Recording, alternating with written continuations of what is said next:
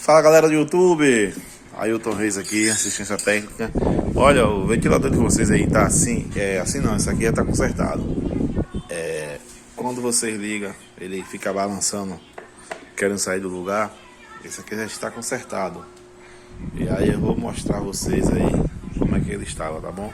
Vou pausar o vídeo aqui, vou colocar como é que estava e depois vou trazer o resultado, beleza? Voltando o vídeo, galera. Aí ele fica assim, ó. Deixa eu colocar na velocidade 3 aqui. Tá vendo? Como ele fica aí, ó. Ó. O tempo de cair. Agora eu vou pausar o vídeo aqui. Vou mostrar a vocês o que é o problema, tá bom? Pois eu voltei aqui, galera. Eu vou mostrar a vocês o problema desse ventilador ficar assim. Vocês podem achar que é problema no ventilador no geral, mas não é. O problema é isso aqui, a hélice. Essa hélice quebrou essa pontinha aqui, ó. Pode ver que está quebrada, tá vendo?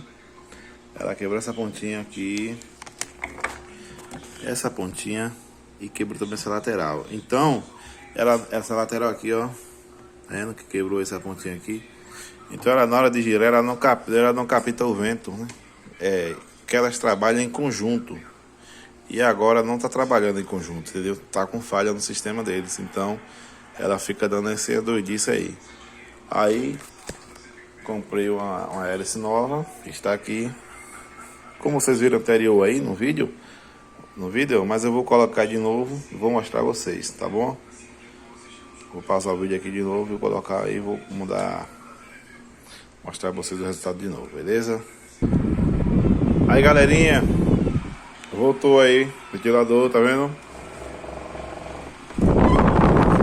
Certinho aí, ó. Ó, paradinho. Se eu trocar a hélice, ainda ficou folgado ali, vou apertar de novo. Mas é isso aí, ó. A hélice que tava quebrada aqui. E aqui está o ventilador normal, beleza? Siga aí no YouTube aí, Estrela do Nordeste. Mais informações aí, beleza? Valeu!